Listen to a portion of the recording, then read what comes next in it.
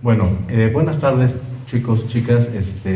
Antes que nada, le agradezco a Leticia invitarme a exponerles brevemente, lo haré con brevedad y concisión, un tema que a mí en lo particular me interesa mucho, respecto a un autor poco conocido, creo, poco estudiado en nuestra facultad y en general en los estudios de filosofía.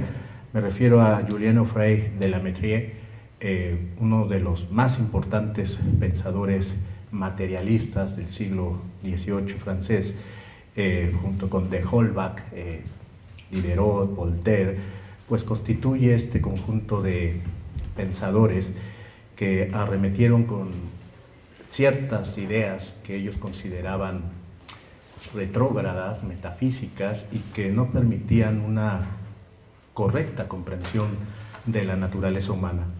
Le Mettrie tiene una obra amplísima que afortunadamente está traducida al español.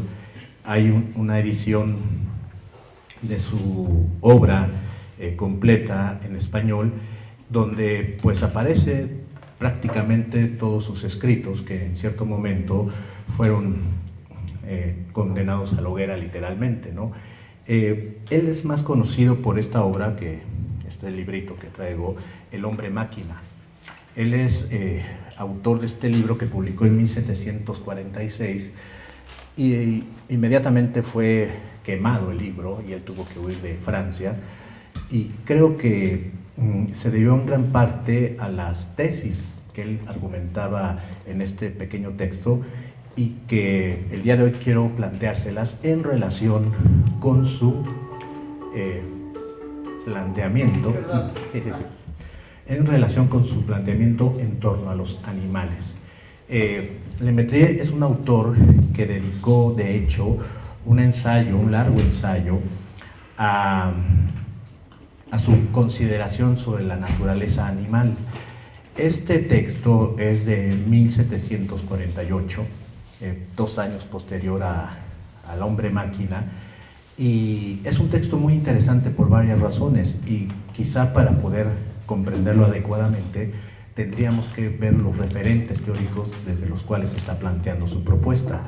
Hay un texto clásico, y creo es el único, por eso creo es clásico, que reflexiona sobre la obra de Le Mettrie, que es la historia del materialismo del neokantiano Federico Lang, en 2 tomos. Está publicada por, creo, Juan Pablo Editor hace mucho tiempo, ya es casi inconseguible, pero en internet pueden encontrar una versión, la primera versión que apareció en Madrid allá por 1903. Pueden encontrar ahí una pequeña aproximación a la obra de Le Mettrie, y bueno, llama la atención que en su exposición tan concisa y pensada, Lang no refiere a la reflexión de Le Mettrie sobre los animales. Es decir, los pocos textos que encontramos en español, que son muy pocos, y en la bibliografía especializada en francés y en inglés sobre Le Mettrie, sus reflexiones sobre los animales parece ser totalmente marginal. Es decir, se centran sobre todo en su concepción del hombre como una máquina, y dejan de lado esas reflexiones que es interesante ver en la obra de Le Mettrie. Él vuelve una y otra vez sobre ella, ¿no? Entonces, para, creo, situar correctamente el tema, vamos a ubicarlo dentro de la obra en general de Le Mettrie. Él es autor, como les dije, de un largo conjunto de ensayos.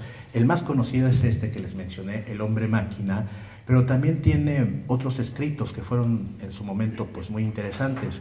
Destaca su Historia natural del alma, que es una revisión del concepto del alma, filosófico y teológico del alma en Occidente. Su Hombre planta, que es otro ensayo también dedicado a la naturaleza del ser humano, pero ahora visto desde otro tipo de reflexión filosófico-médica, como él le llamaba, y el que nos vamos a ocupar el día de hoy brevemente, que es el ensayo Los animales más que máquinas. Hay otros ensayos donde defiende tesis muy vinculadas a las que desarrolla en estas obras, pero pertenecen, por decirlo así, al aspecto de su sistema ético. Su sistema ético, que sobre todo el más conocido es este librito, El arte de gozar, que es esta traducción en español, que obviamente en su sistema materialista y sensualista, Lemaitre acaba defendiendo pues una postura hedonista, un ultrahedonismo con respecto a la moralidad. De eso no vamos a hablar, ese es otro tema. Vamos a tratar entonces de situarlo, el problema con respecto a los animales. ¿Cuál es el referente de Lemaitre con respecto a su discusión en torno a la naturaleza de los animales? Básicamente son dos autores que él cita y se refiere constantemente a ellos. Uno es Aristóteles y otro es Descartes. Para Lemaitre, los dos pensadores, estos que acabo de mencionar, son los que más han contribuido a intentar aclarar la naturaleza del ser sensible. Él lo pone así.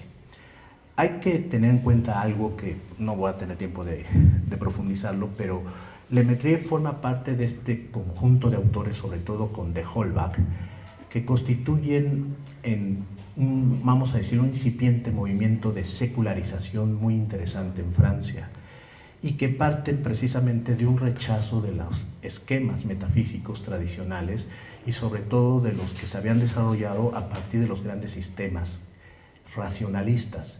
Es decir, Lemaitre va a combatir la idea, primero, de que el ser humano es una sustancia o combinación de sustancias, una sustancia extensa y una sustancia pensante, según el esquema cartesiano, o bien una combinación de materia y forma, según la antropología aristotélica.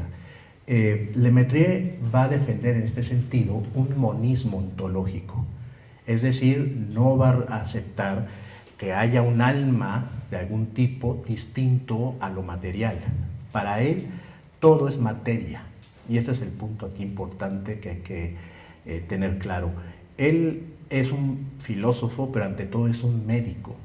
Él era médico de profesión y él creía que hacer filosofía tenía que hacerse según ese modelo de Aristóteles y de cierto momento de Descartes, de la observación de las cosas, de la comprensión de los procesos físicos de las cosas, y no a partir de un aparato o una teoría filosófica especulativa adquirida a priori. Es decir, él partía de la idea de que comprender los fenómenos humanos y naturales se da a partir de este compromiso de observación propia de la medicina, ¿no? Él creía que la medicina era la forma, el modelo de la investigación filosófica. Entonces, partiendo de esto, Lemaitre va a combatir dualismos. Él no va a aceptar ningún tipo de dualismo. Y eso es algo que la bibliografía especializada que hay sobre el autor lo señala al hartazgo. Lemaitre, pese a combatir el dualismo, se apropia de un concepto pues, propio de la metafísica dualista cartesiana, que es el concepto de máquina. Para Lemaitre, el cuerpo es una máquina, y el concepto de máquina es un concepto muy interesante en el siglo XVIII, porque el mismo Descartes, ustedes recuerden, también había pensado la naturaleza del cuerpo en general y en particular del cuerpo humano como una máquina. A esto se refiere Descartes en este pequeño libro, que es, en la traducción español, el Tratado del Hombre.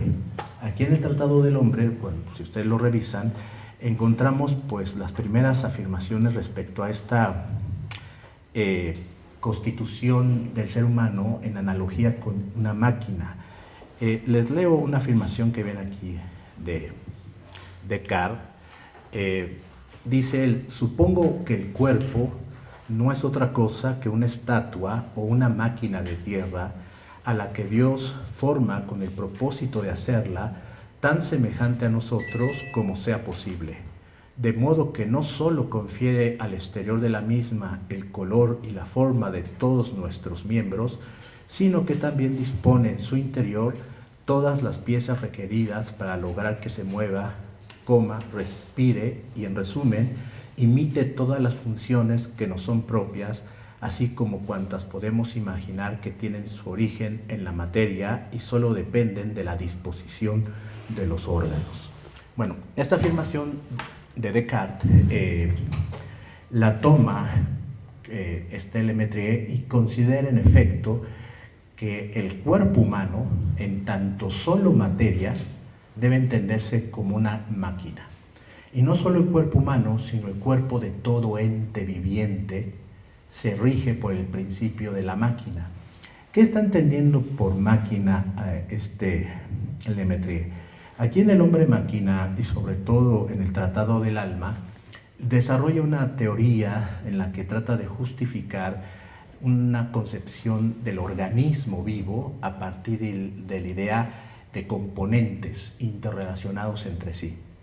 Lemaitre parte de la idea que, según sus investigaciones empíricas, todo cuerpo que manifiesta vitalidad, todo ente, tiene partes.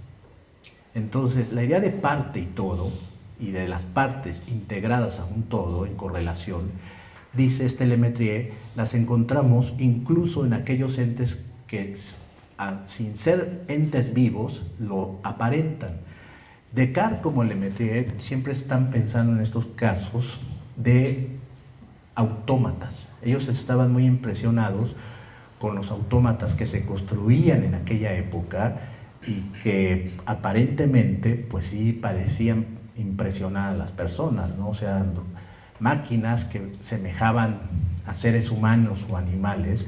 Lemaitre menciona una carta de un amigo de Descartes donde le pedía a Descartes que le dejara ver una paloma que había construido y que según volaba, ¿no? O sea, era algo muy curioso, ¿no? Que según Descartes había logrado construir una paloma que parecía una paloma de la verdad y que incluso podía levantar el vuelo, ¿no? Entonces Lemaitre decía, claro, o sea, los organismos son máquinas porque podemos reproducir la apariencia de un ente vivo reconstruyendo las partes que lo constituyen. ¿Cuál es el problema que veía Lemaitre? Y por eso su parte especulativa es muy, muy fuerte, pese a que muchos decían que era un mal filósofo, yo creo que no. Él se preguntó por un problema que los racionalistas no lograban responder. En su monadología, Leibniz utiliza la metáfora también de la máquina. Es un tema común a ese siglo. Y no sé si lo recuerden, es el parágrafo, creo, 17 o 18 de la monadología. Leibniz ahí se plantea la posibilidad de poder construir un autómata, siguiendo los conocimientos fisiológicos que se tuvieran, poder construir un autómata gigante del cuerpo humano, y dice Leibniz, nos meteríamos en ese autómata, pero por más que buscáramos dentro de él, no hallaríamos qué es lo que hace que se mueva. Leibniz dice, ¿qué es lo que hace que la máquina se mueva? El alma. Y el alma no es material. Esa idea leibniziana de que el alma no es material, obvio, es un gesto de deuda a la metafísica cartesiana, y diciendo, en efecto, es la interacción alma-cuerpo donde surge el movimiento. El cuerpo sin alma es una cosa, un fardo de materia, ¿no? Es donde entra el ánima, anima literalmente al cuerpo. Leibniz obviamente era dualista, y lo que pretende explicar Lemaitre es que se va el tiempo muy rápido. Ya estoy muy clavando. Lo que intenta explicar Lemaitre es que desde ese punto de vista, obviamente lo único que hacemos es reforzar la separación entre intelecto y materia. Él cree, y esto lo dedica todo el Tratado del Alma, a mostrar cómo nuestros afectos, en el sentido espinosista del término, nuestras pasiones, pero también nuestras capacidades cognitivas, tienen que ver con reacciones corporales. Él como médico incluso se provocaba, esto es muy curioso, él mismo se provocaba fiebres para para mostrar cómo su cuerpo estaba condicionado por los sucesos físicos, ¿no? O sea, que su mente no era, como pensaba Descartes, algo ajeno al cuerpo, sino que estaba embebida en él, ¿no? Entonces, él toma la idea de la máquina como tratando de explicar que en efecto somos entes complejos, pero no hay que partir de que este complejo, como piensa Leibniz, adquiere movimiento por algo que le viene de fuera. Tiene que ser un principio interno. Y él se pregunta dónde está ese principio. Para ello, tanto en el hombre máquina como en el hombre planta y como en el Tratado del Alma, él hace una revisión de lo que consideraba la teoría más interesante al respecto, que es la teoría aristotélica del alma. Si ustedes recuerdan el Tratado del Alma de Aristóteles, él distingue tres aspectos o tres tipos de alma: la sensitiva, la vegetativa y la intelectual, que corresponde a una especie de jerarquía u orden natural. Lemaitre lo que quiere mostrar, después de muchos análisis muy complejos, claro, todos son muy fisiológicos, muy descriptivos, quiere mostrar que no existe tal jerarquía. Es decir, que la sensación, el intelecto, lo vegetal, como lo distingue Aristóteles, no son aspectos jerárquicos de lo natural, sino aspectos de una misma naturaleza. O en otros términos, lo que intenta demostrar Lemaitre es que la diferencia que hay entre un alma racional y un alma sensitiva es una diferencia de complejidad, nada más, pero es la misma. Es el alma vista según su grado de desarrollo o de complejidad, mas no hay una diferencia real. ¿Cómo podemos traducir eso? Que lo racional no es un salto cualitativo con respecto a lo no racional. Es decir, Lemaitre lo que quiere mostrar es que los seres humanos somos tan sensitivos e irracionales como los animales. Su intento en este texto, Los animales más que máquinas, lo que intenta demostrar, entre otras cosas, es, como dice el título, que no debemos pensar, según lo plantea Descartes, al animal como un ser despojado de alma, que es el argumento cartesiano que ustedes pueden encontrar en la parte quinta del discurso del método. En esta parte quinta del discurso del método, Descartes, por si no lo recuerdan, apela precisamente a que los animales pueden ser considerados máquinas porque no demuestran ningún tipo de conducta que delate la propiedad de reflexión, de afección y de evaluación.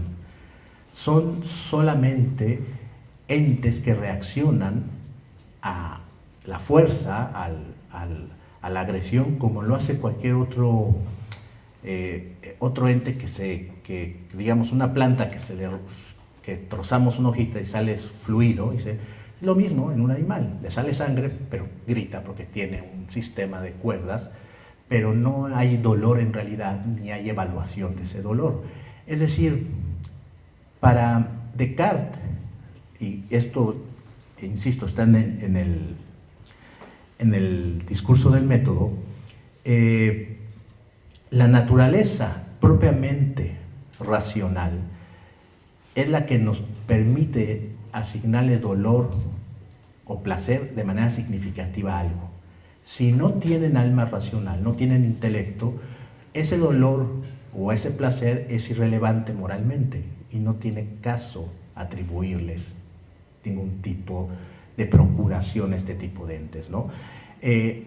Descartes le llama aquí en el discurso del método a estos entes autómatas o máquinas sentientes.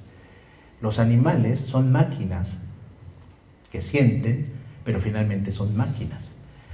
La diferencia con el hombre radica entonces en el intelecto que da dignidad, dice Descartes.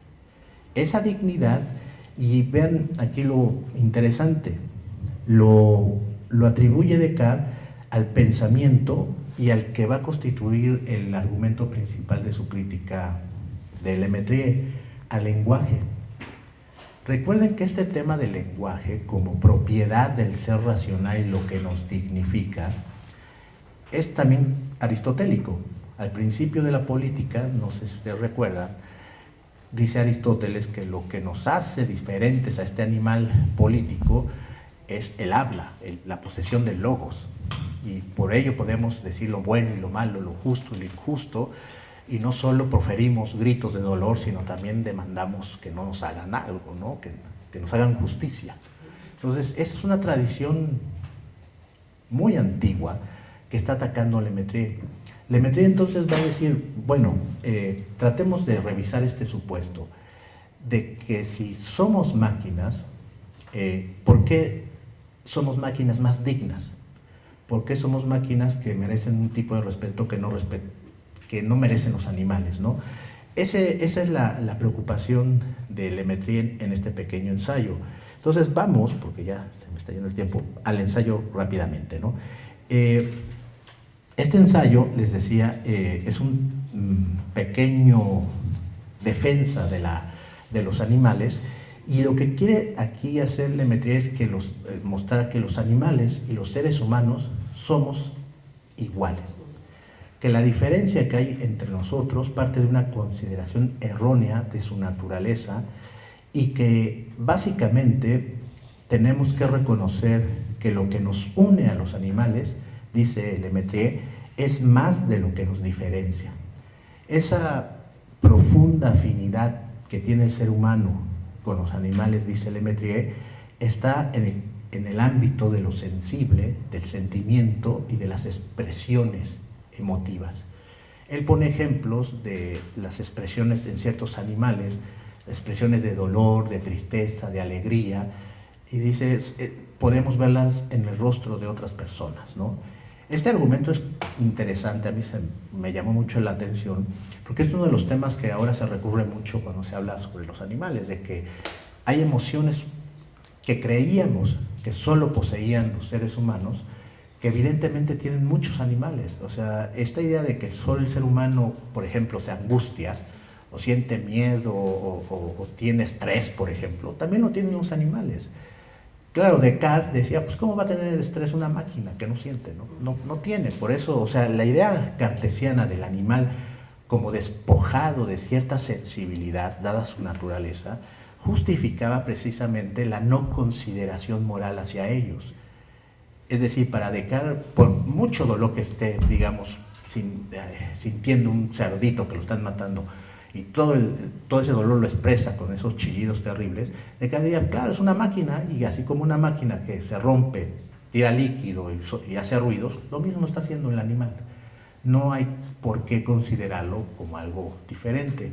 Lemaitre cree que no, que hay una afinidad más profunda, y dice Lemaitre, pues tenemos que revisar esa afinidad y dejar de pensar que el ser humano, dice aquí, es el patrón y el rey de la naturaleza, ¿no? O sea, él está abogando entonces, dicen los especialistas, yo no sé hasta qué punto sería correcto afirmarlo, un igualitarismo, ¿no?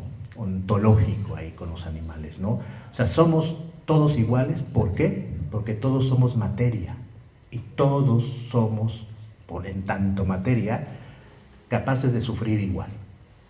Incluso hay un autor en una obra en inglés, de las pocas que hay dedicadas a Lemaitre, que yo creo se aventura demasiado y decir que es casi un antecedente de Bentham y de Mill, parecería que sí, ¿no? Porque es el criterio del dolor que está aquí atribuyendo, pero vean que el criterio del dolor, por su ontología materialista, no por otra cosa, sino diciendo, si todo es materia y los seres sensibles son, pues la diferencia que hay entre un animal y yo parece ser nula a nivel de esa sensibilidad. Los dos sufrimos, y sufrimos parejo, ¿no?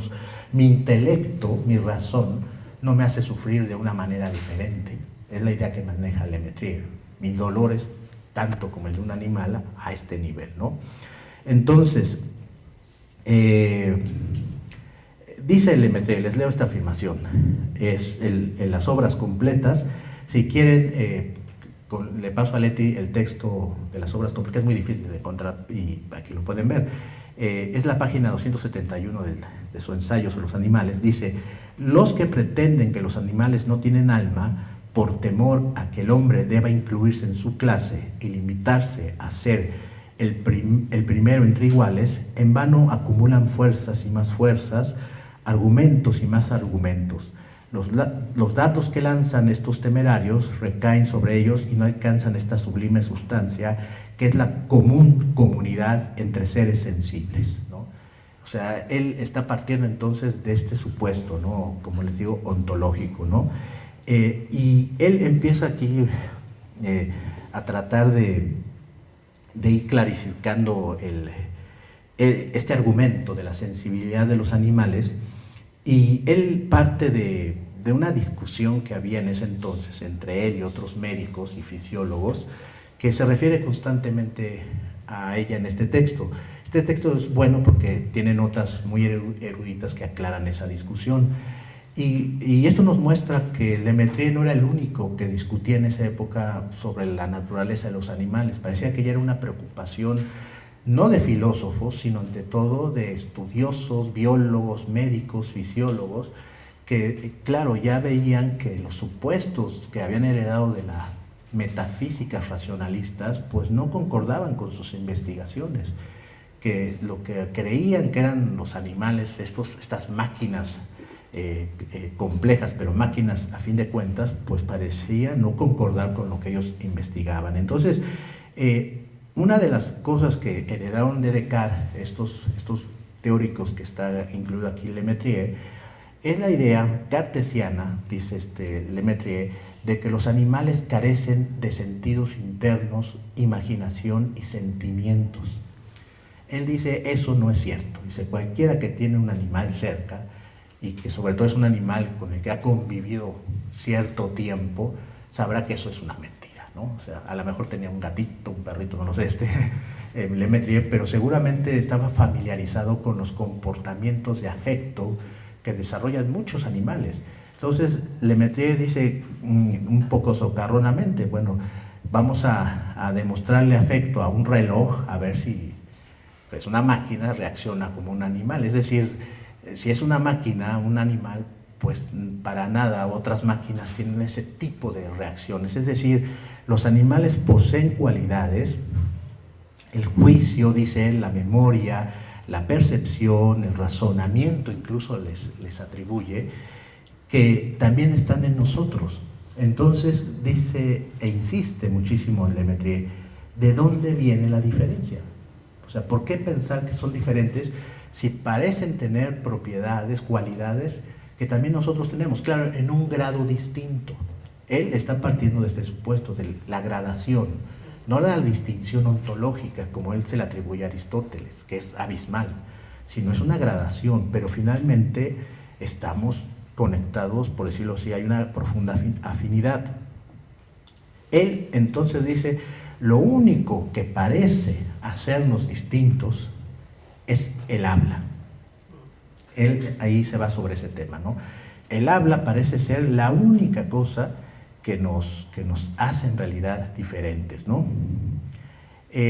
Y él dice, bueno, y aquí el argumento de él es un poco, a mi juicio, rebuscado, quizá porque él mismo no tiene un argumento fuerte al respecto, y cita las distintas versiones que había en la época. Si han leído el ensayo sobre el entendimiento humano de Locke, lo sabrán, por ejemplo, al mismo Descartes, que cita, por ejemplo, el caso de la guacamaya esta que hablaba mucho ahí en Brasil, ¿no?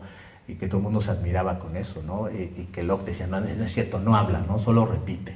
O sea, hay animales que repiten cosas y eso demuestra que son máquinas, porque no razonan lo que están diciendo, no poseen alma. Lemaitre dice, eso no es cierto. Él dice, hay animales que hablan y va a llegar el momento, dice él, que van a poder hablar con razón. Hay otros especialistas que dicen que Lemaitre se adelantó a tesis evolucionistas, y parece ser que sí, porque aquí habla en el Tratado sobre los Animales y en el Hombre Máquina de que el hombre desciende del orangután. Él dice eso, el hombre estaba en un árbol Y si dice Lemaitre, si lo que creemos que es el habla, la distinción específica del hombre, dice, hubo un momento en que el hombre solo hacía sonidos, solo hacía expresiones inarticuladas, y llegó un momento en que apareció la razón, dice, ¿en qué momento fue eso? Dice, no lo sé explicar, ¿no? Claro, habría que esperar un siglo a Darwin para saber en qué momento apareció, pero él está aquí mostrando que el habla no debería ser considerada una distinción profunda con los animales, ¿no?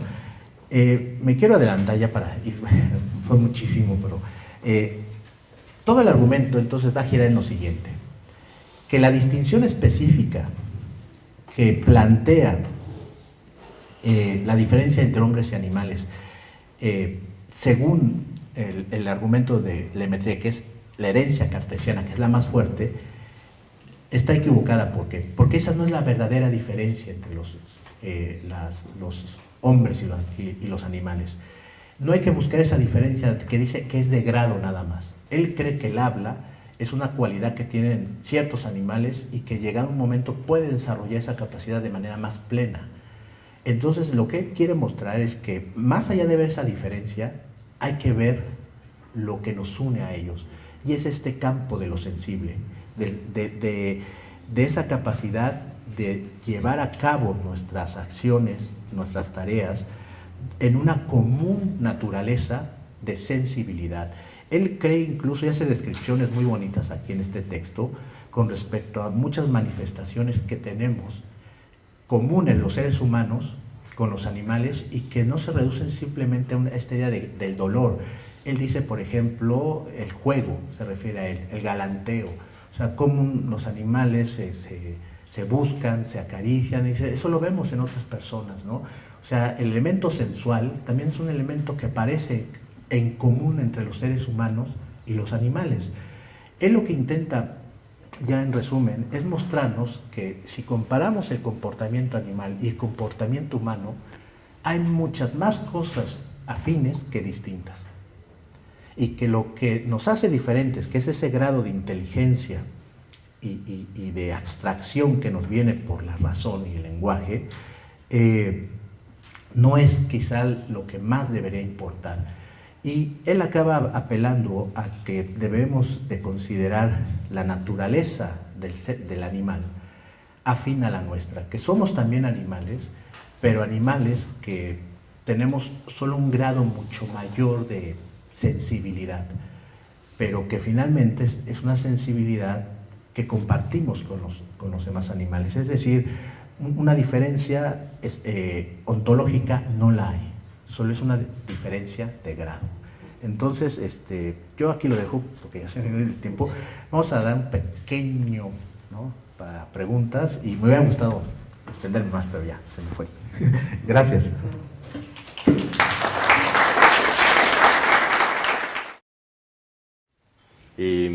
Lo primero que hay que decir es que el pobre bufón en español, pues es eso, bufón, ¿no? Tiene un apellido espantoso en español.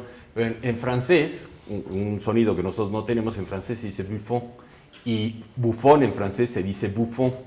Entonces, ni modo, a Buffon le tocó la mala suerte que en español su apellido sonara pues como lo que no es, bufón. Buffon vivió en el siglo XVIII, y el siglo XVIII hay muchas cosas que caracterizan ese siglo. La ilustración, no solamente la ilustración francesa, sino la ilustración alemana, ¿no?, cuyo clímax es finalmente Kant. También hay la ilustración escocesa, cuyo representante más conocido y más importante fue Hume. Y habría, que ese no es el tema por el que vengo a hablar, se podría caracterizar ese siglo, también conocido como el siglo de las luces, de múltiples maneras. Pero creo que hay dos características de ese siglo que lo definen justamente como el siglo de la ilustración, como el siglo de las luces. Gracias, llamado. Y esto es lo que quería escribir. Apellido es así, y en francés Buffon se escribe así, entonces es diferente.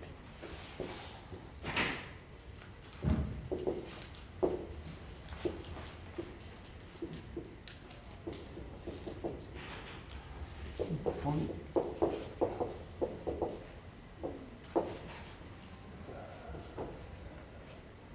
Bueno, esto. Decía yo que si algo caracteriza ese siglo, es que en ese siglo se construyeron dos obras importantísimas. Y digo que se construyeron porque no fueron obras de individuos aislados, sino fue una obra de un grupo, es decir, fue una obra de un colectivo. Me refiero por un lado a la enciclopedia de Diderot y d'Alembert, esa enciclopedia que comienza a publicarse sus primeros tomos en 1751. Esa enciclopedia reúne todo el conocimiento que los hombres tenían hasta ese momento. Y cuando digo todo, es todo, el conocimiento científico, el conocimiento filosófico, y también algo que caracteriza y que hace hermosísima a la enciclopedia es que también está incluido ese saber que tradicionalmente había sido totalmente desdeñado desde la época, desde los griegos antiguos, desde la época de Aristóteles. Ese saber, por ejemplo, el saber de un alfarero para construir o hacer las vasijas de barro, el saber de un zapatero, eso que de una manera, insisto, con mucho desdén se le conocía como el saber técnico, todo ese saber también está incluido en enciclopedia. Pero tampoco vine a hablar de la enciclopedia. Y la otra obra, que evidentemente su autor principal fue Buffon, pero Buffon tuvo durante muchísimos años todo un equipo de gente que lo ayudó, es la historia natural. Buffon es el naturalista más importante del siglo XVIII, hubo muchos, sobre todo en Francia y en Alemania, pero sobre todo en Francia. Fue el más importante. Y esa obra de Buffon, que es una obra muy rica y muy compleja, y bastante desconocida, y poca gente se atreve a leerla, esa obra significó un parteaguas. Esto lo voy a tratar de ello. Un parteaguas porque la historia natural sienta los primeros fundamentos del desarrollo de una ciencia que no existe en ese momento, que es la biología. Sienta también las bases de toda una teoría del hombre como un ser que pertenece a la naturaleza, ya sin una dimensión metafísica. Y también sienta las bases de una nueva ciencia, de un tipo de conocimiento totalmente nuevo, que es la geología. La historia natural comienza por una parte fascinante, que se abandona completamente la creencia de que Dios creó al mundo en 6 días y descansó 7, sino que justamente el mundo tiene una historia. Y la primera parte, el primer tomo de la historia natural está justamente dedicado a la historia de la Tierra. No se sorprendan por lo que les voy a decir, pero no voy a hablar de los animales, aunque Buffon sí habla de los animales. Tiene una parte de la historia natural que se llama Historia Natural de los Animales, donde hace desde descripciones morfológicas, etcétera. Es una iconografía además que es muy rica, la de la historia natural, sino que para que Buffon pudiese hablar de eso, de los animales, Buffon elaboró todo un esquema teórico, también profundamente novedoso, que tiene que ver con abandonar el concepto de generación, hasta entonces vigente, y lo que hace Buffon es elaborar un nuevo concepto desde una dimensión radicalmente nueva, que será justamente el de la reproducción. Esto abarca, digamos, a todo el reino animal, lo que nos incluye a nosotros, por eso no me voy a centrar específicamente en los animales. Porque en Buffon lo primero que se desarrolla es una teoría de la reproducción que va a valer tanto para los animales como para nosotros. ¿De acuerdo? Y la otra cosa es que prefiero leer el texto que escribí, pues porque hay una serie de matices que seguramente se me irán si lo voy exponiendo oralmente. Bueno, comienzo. En el tomo inicial de su historia natural... me tengo que poner esto, ¿verdad? No sé si lo escuchan bien atrás. ¿Sí me escuchan bien? Sí. Bueno, se los agradezco. Digo, porque esto es... En fin. En el tomo inicial de su historia natural, Buffon había expuesto ya un amplio conjunto de perspectivas poco ortodoxas y teorías bastante atrevidas. El desafío no se detendría ahí. La historia natural de los animales, en el inicio del segundo tomo, suscitó una luz de controversias en Europa tan pronto como apareció publicada. Varias de sus afirmaciones se discutieron hasta comienzos del siglo XIX. Para comprender la originalidad de las ideas expuestas en esa obra, no solamente la historia natural de los animales, a las que me refiero concretamente, sino también la historia natural, resumiré primero algunas de las ideas comúnmente aceptadas por los naturalistas a mediados del siglo XVIII. De hecho, la historia natural de los animales es el tratado que se llama De la generación de los animales, que Buffon anuncia al final del primer discurso. En él, Buffon intenta ofrecer una interpretación distinta de los grandes problemas relacionados con la vida animal, desde el problema particular de la generación. Dicha historia de los animales anticipa lo que podríamos llamar una biología animal, o incluso una biología, así a secas, en la medida en que las plantas ocupan un sitio relevante en la reflexión de Buffon. A partir de las traducciones latinas de Aristóteles, el vocablo latino, generatio, se refirió al proceso mediante el cual los seres vivos engendran seres parecidos a ellos. Fenómeno notable y difícil de explicar, no cabe duda, la generación de los animales y de las plantas originó desde la antigüedad un sinnúmero de teorías que fueron tarde o temprano controvertidas. Baste señalar aquí que la mayoría de las teorías antiguas hacían intervenir potencias o poderes inmateriales. Tenemos el caso de la forma o entelequia en Aristóteles, facultad o virtud formadora entre los médicos discípulos de Galeno, los fermentos de los médicos inclinados a extrañas explicaciones de carácter químico, por no decir alquímico.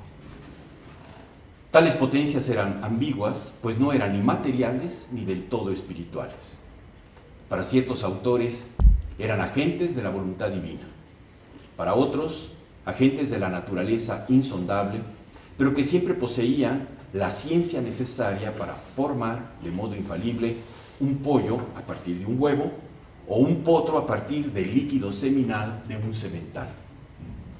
Claro, de modo infalible, salvo cuando sucedían errores que producían monstruos. Porque múltiples teorías, sobre las que voy a repasar rápidamente, sobre la formación de los seres vivos, esto lo que mencionaba, ¿no? Porque de un huevo fecundo sale un pollo. Cuando aparecían seres monstruosos, tanto animales como entre nosotros, los seres humanos, esas teorías se venían abajo, ya no servían para explicar lo que supuestamente explicaban. Como era lógico, la filosofía mecanicista del siglo XVII se deshizo de todas esas potencias misteriosas, limitándose a aceptar solo las nociones de materia y movimiento, que esa es la clave de toda la filosofía cartesiana. Sin embargo, resultaba más sencillo proponérselo que lograrlo. Aún el mismo Descartes, no contento con explicar la formación del mundo y de la Tierra mediante las leyes de la física, había escrito un tratado de embriología basado en esas nociones. Corpúsculos, en ese tratado explica que corpúsculos de distintas formas, arrastrados en una especie de torbellino vital, se juntaban hasta construir un cuerpo humano. Este tratado, que apareció póstumamente en 1664, provocó comentarios irónicos y burlones, y se llama así de la formación del feto. Y es un tratado casi no leído dentro del corpus de la obra de Descartes. William Harvey, el anatomista que había descubierto la circulación de la sangre, dedicó un extenso trabajo a la generación de los animales. Sus observaciones habían abarcado el desarrollo del pollo dentro del huevo y del embrión en la matriz de las hembras vivíparas. De ahí concluyó que el embrión se formaba progresivamente, o sea, por epigénesis. La epigénesis es la doctrina que afirma que los rasgos que caracterizan a un ser vivo se constituyen en el curso de su desarrollo, en ningún caso están preformados. Pero también llegó a la conclusión, estoy hablando de Harvey, pero también llegó a la conclusión de que la simiente varonil no proporcionaba todos esos conceptos raros, ¿no? Simiente varonil, etcétera, están tomados del vocabulario de la época, no crean que yo me estoy refiriendo así al semen, ¿no? Llegó a la conclusión de que la simiente varonil no proporcionaba materia alguna al embrión. En otras palabras, que actuaba por medio de una suerte de contagio sobre el huevo de los ovíparos o la matriz de los vivíparos, y que en dicha matriz el embrión adquiría primero la forma de un huevo. De esta opinión surgió la fórmula latina ex ovo omnia, todo proviene del huevo. Parece albur, pero no es albur. No obstante, en el fondo, Harvey siguió siendo aristotélico y no adoptó la perspectiva de la filosofía mecanicista. No creía en un líquido seminal femenino y consideraba como simples ganglios linfáticos esos testículos femeninos que poco después se llamarían ovarios. A pesar de lo anterior, sus observaciones metódicas y su prestigio en el medio científico hicieron que sus puntos de vista no pudiesen ser descartados tan fácilmente. Desde 1667, diversos descubrimientos modificaron la manera de encarar el problema. Los anatomistas Stenon y Regnier de Graaf demostraron que los testículos femeninos de los vivíparos eran en realidad ovarios parecidos a los de los ovíparos y producían huevos.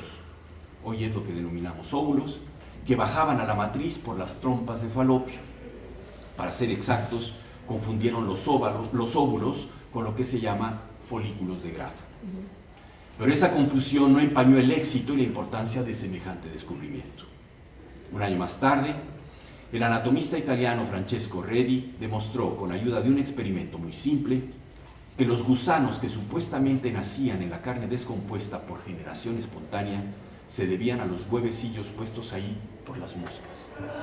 De inmediato, el mundo científico abandonó la vieja creencia en la generación espontánea.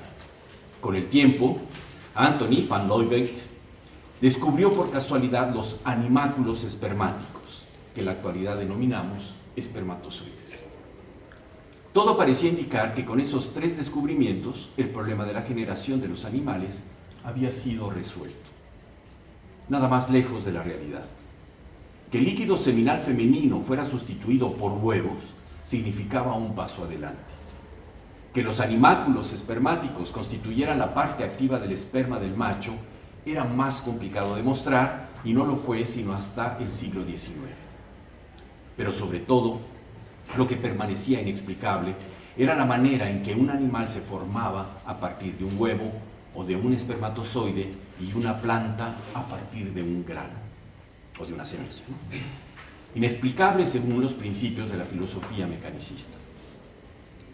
El principal problema de la embriología era sin duda la creación de un orden. A simple vista, y aún con las técnicas microscópicas disponibles en ese entonces, los anatomistas del siglo XVIII eran incapaces de descubrir en el huevo o en el líquido seminal una estructura que poseyera alguna relación con la estructura del ser que saldría de él. La teoría celular, el descubrimiento de los cromosomas, no hicieron su aparición sino hasta la segunda mitad del siglo XIX. El código genético y las modalidades de su acción en la maquinaria celular datan tan solo de la mitad del siglo XX.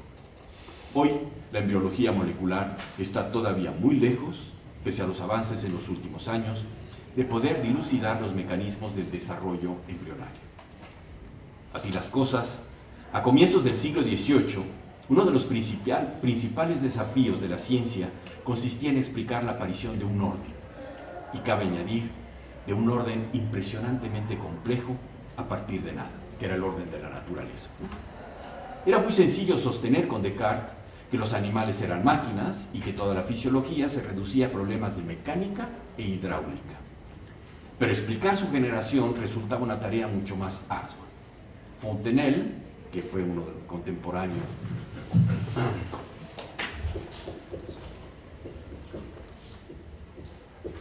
contemporáneo de Buffon, y este señor escribió un libro muy importante que se llama Sobre la pluralidad de los mundos.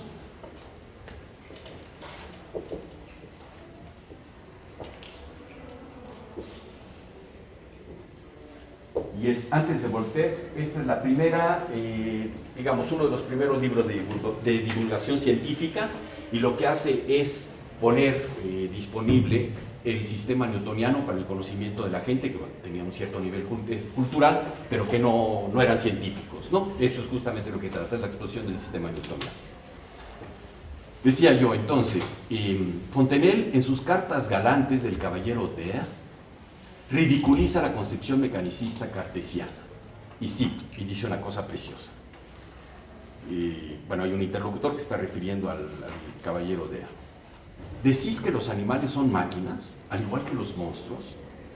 Poned una máquina de perro y una máquina de perra una al lado de la otra, podrá resultar una tercera pequeña máquina. Por otra parte, que dos monstruos estén juntos durante toda su vida, jamás harán un tercer monstruo.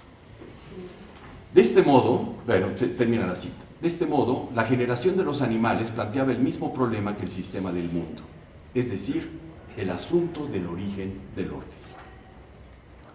Newton y sus contemporáneos habían explicado el orden del mundo por medio del acto creador de Dios. Hasta entonces, los naturalistas compartían la filosofía mecanicista y creacionista de los astrónomos. Es verdad, hay un solo sistema solar y era plausible creer que había sido creado de golpe, no en etapas.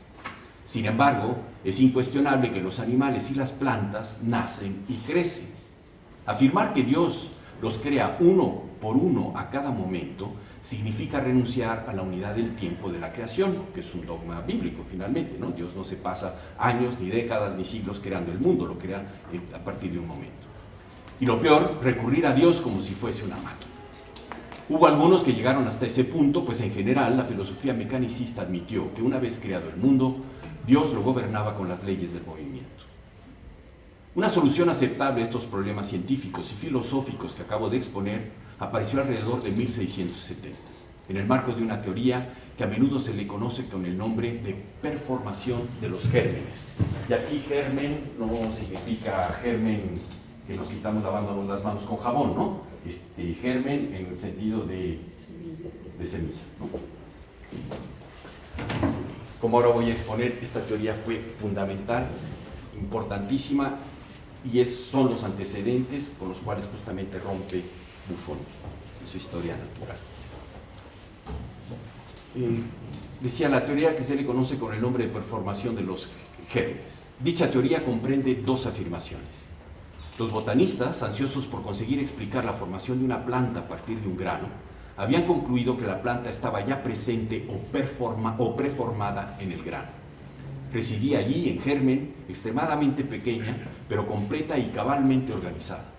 A esta idea, que respondía a la mayoría de las preocupaciones filosóficas, los naturalistas añadieron otra, la convicción de la preexistencia de los gérmenes. No solo la planta está entera en germen dentro del grano, sino que el germen mismo había sido creado directamente por Dios y aguardaba un momento determinado para iniciar su crecimiento. Como explica Malebranche,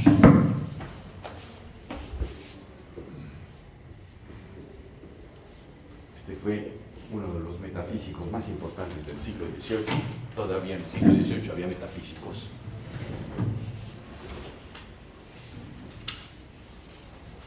Como explica Malebranche en su indagación de la verdad, si un manzano sale de la pepita de un manzano, es porque ya estaba allí, dado que no se puede explicar su formación con las leyes del movimiento. Está ya ahí, desde luego, con todas sus manzanas, sus pepitas y todos los manzanos contenidos en esas pepitas y sus manzanas y sus pepitas y así sucesivamente.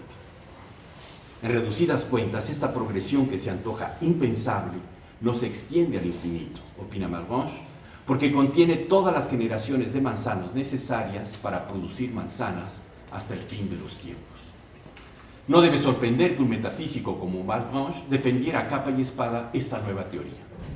La preexistencia de los gérmenes no solo ponía punto final a un problema científico irresoluble, sino que corroboraba la verdad de una fórmula que aparece en el Eclesiastés, la Biblia. El que vive en la eternidad, dice el Eclesiastés, creó todo al mismo tiempo, refiriéndose a ese acto único de la creación por parte de Dios.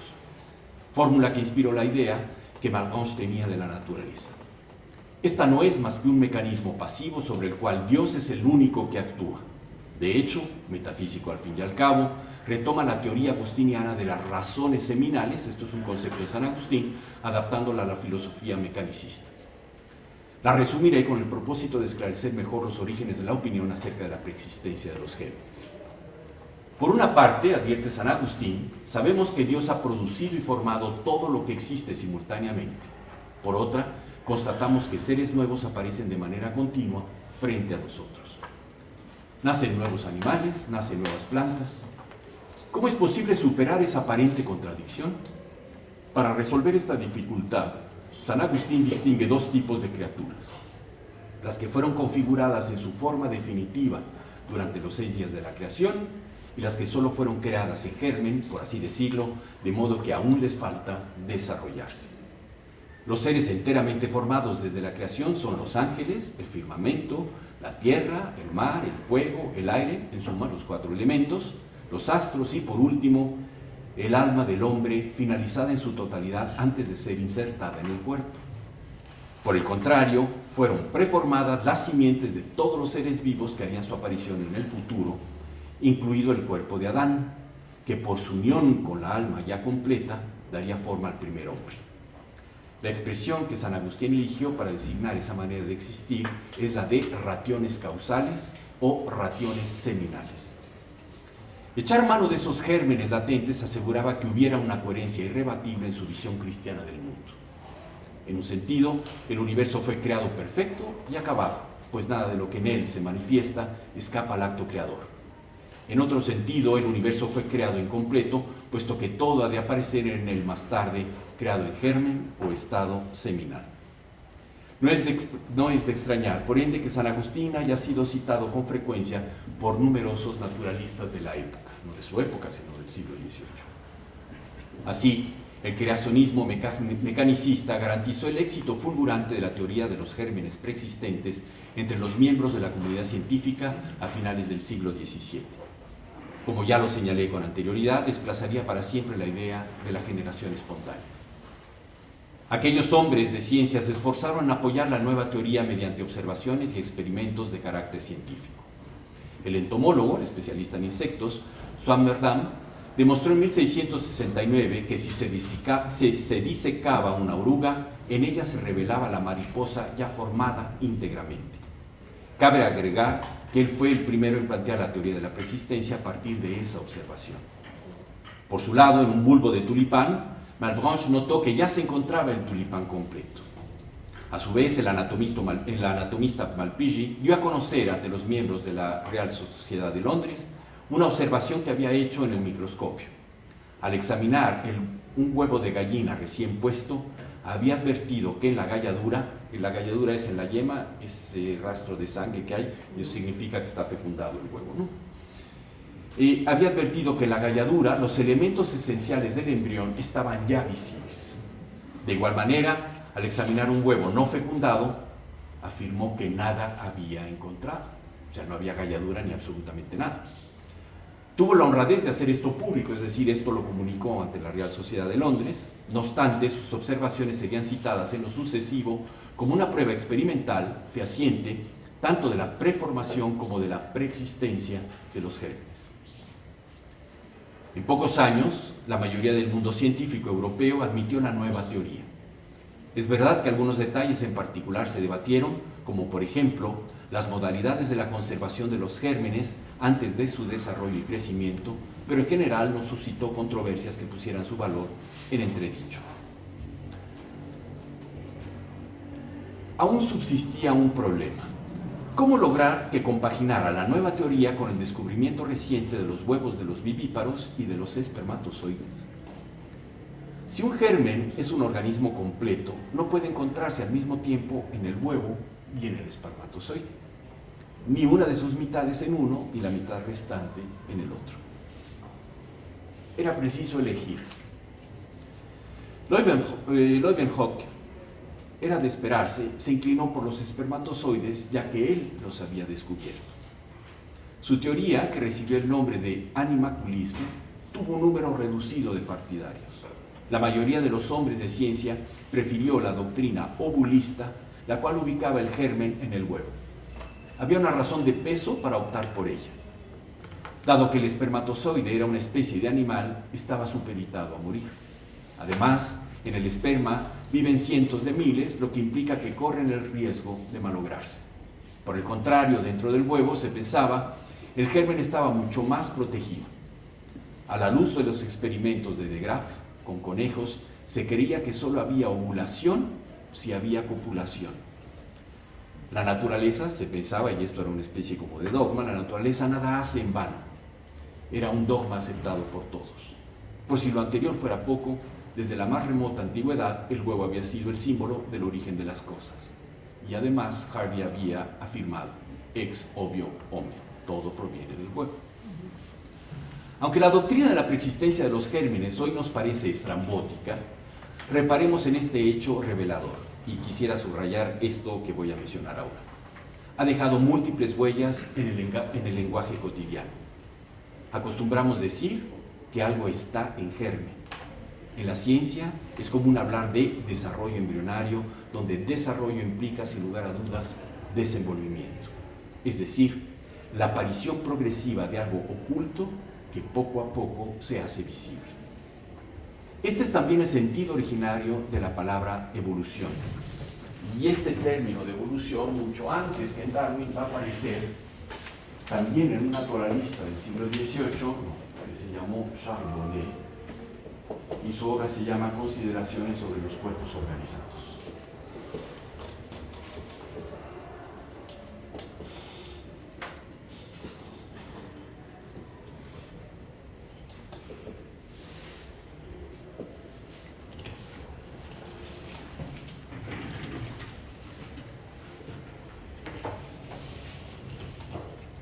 Decía yo, este es también el sentido originario de la palabra evolución. No tardará en adquirir el significado que tuvo en el transcurso del siglo XIX, debido a que los primeros evolucionistas imaginaron la evolución de la vida muy similar al modelo de desarrollo embrionario, entendido siempre como el surgimiento progresivo de algo que ya está ahí, pero que se manifiesta de modo visible solo gradualmente. Este breve repaso de la impronta que dejó esta teoría, la de la preexistencia de los gérmenes del siglo XVIII en nuestro lenguaje, nos permite constatar las enormes implicaciones filosóficas de la teoría de los gérmenes preexistentes. La historia, que sea del individuo, de las colectividades o de la vida misma, es la manifestación progresiva de una realidad preexistente, no del todo visible en cada momento presente. Dicho de otro modo, la historia nada crea, no trae consigo novedad alguna. Es desarrollo de lo ya existente en germen. Así se vuelve factible enunciar las leyes de la historia, tal como se enuncian las leyes del desarrollo embrionario, y hablar de un estado final de la naturaleza o de la sociedad. En Hegel, en Marx, en Kant, en Spencer, por mencionar algunos ejemplos, la filosofía de la temporalidad, de la naturaleza y de la historia irrumpió en el pensamiento occidental gracias a la teoría de los gérmenes preexistentes. A pesar de que tal teoría resultaba apodíctica para muchos, es decir, necesaria, suscitaba un conjunto de dificultades científicas que serían materia de largas discusiones en la primera mitad del siglo XIX, sin que por ello fuera rechazada del todo. De ser verdad que el germen preexiste en el huevo, ¿qué utilidad tiene entonces el macho? Este señor, Charles Bonnet, había demostrado en 1740 que en el caso de los pulgones solo hay hembras vivíparas durante el verano y que en el momento de su nacimiento los pulgones jóvenes contienen ya los embriones de pulgones detectables fácilmente. Las observaciones de Bonnet fueron consideradas una prueba decisiva de la preexistencia de los gérmenes. Pero aún quedaba esta duda. Si el macho solo concurre para poner en movimiento, entre comillas, el desarrollo del germen, ¿cómo es posible que los descendientes se parezcan a su padre? El problema crecía cuando se trataba de animales híbridos como la mula, fruto del apareamiento de un asno y de una yegua, con las orejas largas, como lo del padre, y recuerden ustedes que en la escuela nos ponían con las orejas de burro allá en el rincón cuando nos portábamos mal. Cualquier respuesta a lo anterior acababa siendo fallida. Otro problema aún mayor era el de los seres monstruosos. Por ejemplo, si un feto tenía 2 cabezas y un solo cuerpo, ¿era necesario creer que Dios lo había creado tal cual? ¿O que 2 gérmenes normales se habían desajustado por accidente, produciendo ese resultado final? Al tema de los monstruos pronto se le dio un giro teológico. Un Dios poderoso y omnisciente crea monstruos. ¿Lo hace con algún propósito? Esta idea repugnaba a la razón. Es más, ¿con qué derecho la razón humana pretende juzgar a Dios y poner restricciones a su libertad? Aunque hoy nos parecen una lamentable pérdida de tiempo, estas preguntas, las que acabo sobre esta dimensión teológica, estas preguntas fueron debatidas por figuras destacadas como Malebranche o el jansenista Antoine Arnaud. En la Academia de las Ciencias de París también se discutieron preguntas similares durante largo tiempo. Algunos de sus miembros, como el anatomista Winslow, arguían que había seres monstruosos demasiado bien organizados para concluir que su existencia se debía a un simple accidente mecánico. Otros fenómenos resultaban aún más perturbadores a los naturalistas. Desde los últimos años del siglo XVII se había comprobado que ciertos animales tenían la sorprendente habilidad para regenerar partes de su cuerpo que habían sido amputadas artificialmente. La cola de las lagartijas, las tenazas y patas de los cangrejos eran ejemplos conocidos. A esto era lo que se denominaba, en esa época antes de que aparezca Buffon, a eso es lo que se le denominaba reproducción. Y para interpretar ese fenómeno en el marco de la teoría de los gérmenes preexistentes, era necesario suponer la existencia en los animales de gérmenes de cola, de tenazas y de pata, ya que el animal tan solo regeneraba lo que le había sido cortado. En suma, había que admitir la presencia de múltiples gérmenes. Hacia 1740, un joven naturalista suizo de nombre Abraham Tremblay, quien vivía a la sazón en Holanda, hizo un descubrimiento impactante. Se trataba de un pequeño animal. Lo bautizó con el nombre de pólipo porque tenía la forma de un tubo y en uno de sus extremos salían varios tentáculos que utilizaba para atraer hacia sí las partículas que le servían de alimento. En un principio, Tremblay creyó que era una planta, pero luego enmendó su parecer tras observar que se desplazaba en el agua. Este animal tenía 2 características extraordinarias. La primera, se reproducía a través de esquejes, como si fuese una planta, por eso creyó al principio que era una planta. Es decir, salía del tronco una especie de capullo vegetal, el cual se convertía paulatinamente en un pequeño pólipo entero que se desprendía entonces del pólipo adulto. La segunda era la más insólita. Si un pólipo era cortado en 2, de cada una de las mitades se regeneraba un animal completo. Tremblay llevó a cabo no pocos ensayos.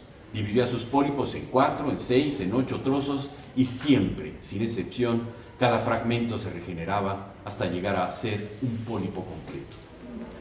Pronto se descubrió que otras especies animales poseían esa misma propiedad, las estrellas de mar o los gusanos de tierra.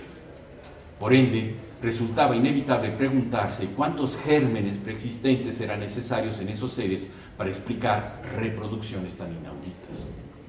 Había que admitir que la materia viva tenía el poder natural de reproducirse. Hasta ese momento, ningún naturalista estaba dispuesto a aceptar semejante hipótesis, ya que era imposible imaginar que la naturaleza tuviera la capacidad de formar un ser organizado. Y este es el meollo del asunto. Esta pregunta: ¿era posible admitir que la materia viva tiene el poder natural de reproducirse y construir seres organizados? Evidentemente eso es lo que va a mostrar Buffon. La historia natural de los animales data de 1749. En sus páginas se revela un detalle curioso. La conforman 2 series de textos que Buffon se toma la molestia de diferenciar con claridad. Los primeros 5 capítulos abordan la teoría general y tienen esta fecha: en el Jardín del Rey, el 6 de febrero de 1746. Los 6 capítulos restantes exponen los resultados de los experimentos realizados posteriormente y concluyen con una recapitulación, la cual consigna también una fecha: en el Jardín del Rey, el 27 de mayo de 1748. Y aquí voy a explicar una cosa rápidamente. Este Jardín del Rey es lo que hoy se llama en París el Jardín de las Plantas. La Dame del Front. No, sin ese. Esto es un sitio muy antiguo. En la época de Luis XIV era el zoológico, era el parque de fieras del monarca. Y después, ya en la vida de Buffon, sus últimos años, pero muchos años, tuvo un cargo que fue intendente, era el jefe máximo de esto del jardín de las plantas. Aquí es un sitio muy amplio y ahí hay varios museos, el Museo de Mineralogía, el Museo de Historia Natural, la Galería de la Evolución, y este fue el sitio de trabajo de Buffon. Ahí todavía se conserva el edificio donde tenía sus salas de experimentos, etcétera, etcétera. Y esto está en la calle Buffon, donde es la casa de los últimos años de Buffon. Esto está muy cerca del barrio latino. Todavía existe y cuando uno pasea es un sitio, es un jardín precioso que lo mantienen de una manera formidable y todavía hay árboles en donde se dice está plantado por el señor Buffon y está plantado en tal año, etcétera, etcétera.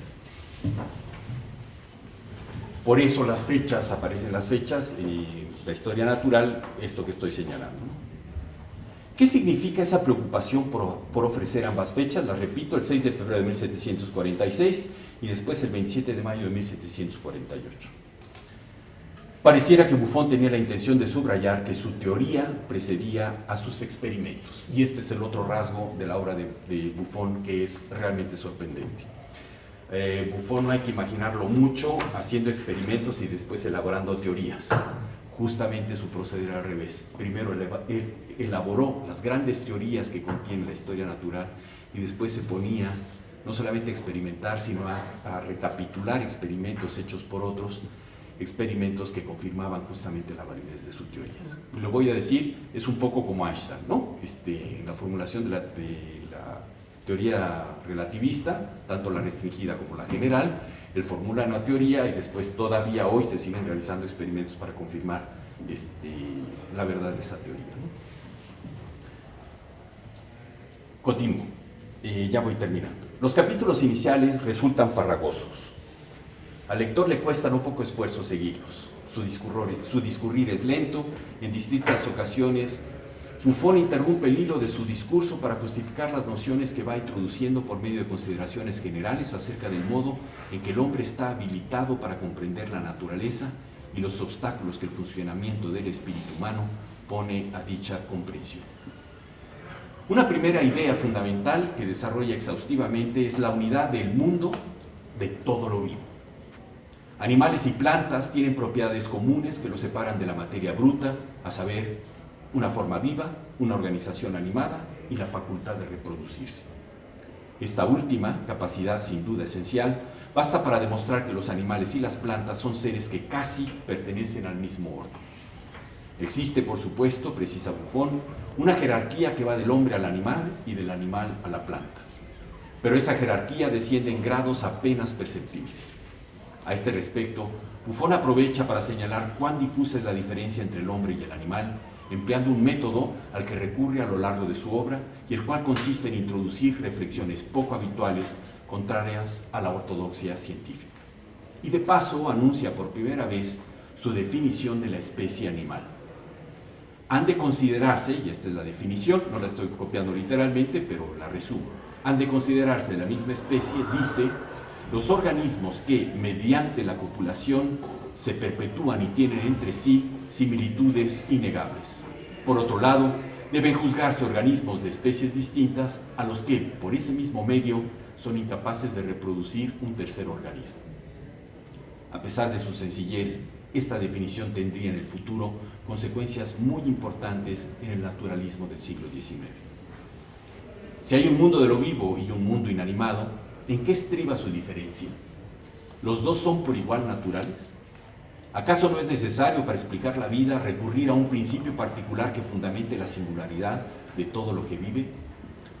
La respuesta de Buffon a estas preguntas fue contundente y novedosa. Explica que el creador no ha establecido una frontera entre el mundo animal y el mundo vegetal. La producción del animal no cuesta más a la naturaleza que la de las plantas y vegetales. Y va más lejos al afirmar que, de hecho, la producción de los seres organizados nada le cuesta. Así pues, los seres vivos se reproducen. Esta afirmación deja atrás el creacionismo y la noción de preexistencia. Terminó con Buffon. Lo que hay que estudiar es la reproducción en general, o sea, la capacidad de producir semejantes. Y ya no se trata de volcarse al estudio de la generación como fenómeno universal de lo vivo. Buffon fue el pionero que dio al vocablo reproducción un sentido moderno, hoy todavía vigente. Al transitar por ese nuevo camino, Buffon salió del ámbito de la historia natural para adentrarse en un campo de investigación que pronto se convertiría en una ciencia de lo vivo en general, o sea, una biología. Dice Buffon, en un momento de su historia natural: reunamos hechos para proporcionarnos ideas. Esta frase de su historia natural se hizo célebre. No fue una casualidad, resume el modo de proceder de Buffon. El intendente del Jardín del Rey encuentra hechos en todas las observaciones que lo antecedieron, incluidas las de Aristóteles y las de Harvey, pero siempre las somete a un examen crítico, sin privilegiar por fuerza las más actuales. Sus propios experimentos vendrán más tarde, cuando la teoría esté ya consolidada. Mientras tanto, lo importante es hallar una hipótesis que dé cuenta de los hechos reunidos. El razonamiento es idéntico al que sigue en la teoría, en la teoría de la Tierra o en la explicación que ofrece sobre la formación de los planetas. No echa mano al procedimiento experimental moderno que verifica la hipótesis a través de un conjunto de experimentos, pero tampoco se trata de la pura especulación a partir de principios a priori.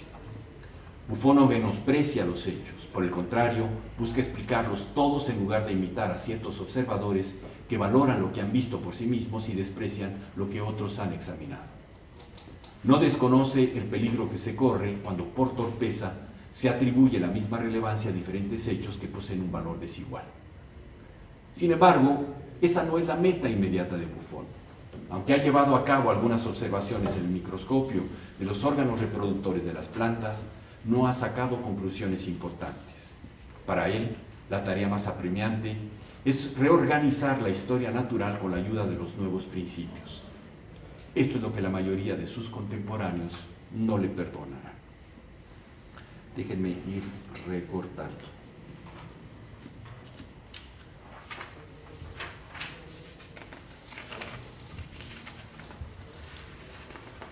Sí. Bueno, lo que me estoy saltando no es importante para estos efectos. Continúo y ya con esto termino. Buffon no vacila en sostener que algo que denomina partes orgánicas vivas están presentes en las plantas y en los vegetales. Son primitivas e incorruptibles. Materia prima de la vida, participan en la composición de los seres vivos y son liberadas después de la muerte. Por lo tanto, circulan sin cesar, imperecederas. Ellas garantizan el crecimiento de los organismos. Absorbidas a través de los alimentos, separadas de la materia bruta e inútil, se integran en distintos órganos. Con esto me permito decir, no es un libro, pero hay dentro de la historia natural un capítulo especialmente dedicado a la alimentación por este tema, ¿no? Porque además también, esto es como de dogma, si no hay alimentación, la reproducción es imposible. Por lo tanto, decía, circulan sin cesar imperecederas. Ellas garantizan el crecimiento de los organismos, absorbidas a través de los alimentos. ¿De qué manera son absorbidas? Buffon adopta la idea del molde interior propuesta por otro naturalista, Bourget, a la que añade la noción propia de fuerza penetrante derivada del modelo newtoniano de atracción, fuerza que incorpora las moléculas orgánicas a la sustancia viva de los órganos.